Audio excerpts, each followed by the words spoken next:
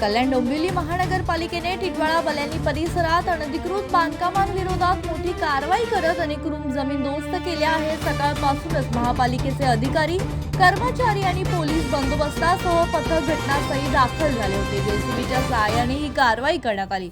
मिळालेल्या माहितीनुसार संबंधित ठिकाणी कोणतीही अधिकृत परवानगी न घेता मोठ्या प्रमाणात अनधिकृत रूम्स उभारण्यात आल्या होत्या।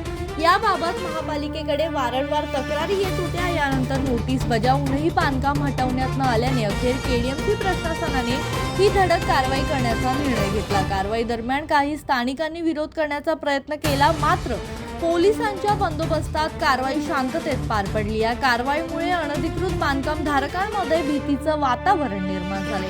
महापालिकेकडून शहरातील अनधिकृत बांधकामांविरोधात मोहीम पुढेही सुरू राहणार असल्याचं प्रशासनाने स्पष्ट केलं आहे। कारवाई होते मोठी बल्यांनी आणि टिटवाळा या परिसरामध्ये बऱ्याच प्रमाणावर चाळीचे निर्माण केले जाते आणि या चाळी ज्या आहेत त्यावेळेस अवैध प्रकारे विकल्या जातात, त्यामुळे नागरिकांची मोठ्या प्रमाणावर फसवणूक होत असते। त्यामुळे अशा प्रकारच्या अवैध निर्माणावर कारवाई आज सक्तीने करण्यात येत आहे। तसेच जे अशा प्रकारे चाळ माफिया जे आहे चाळ निर्माण करतात, अवैध चाळीचे निर्माण होते, त्यांच्यावर सक्तीने कारवाई करून गुन्हे देखील दाखल करण्यात येणार आहेत। अशा अवैध निर्माणावर या अगोदर देखील गुन्हे बरेचसे दाखल झालेले आहेत।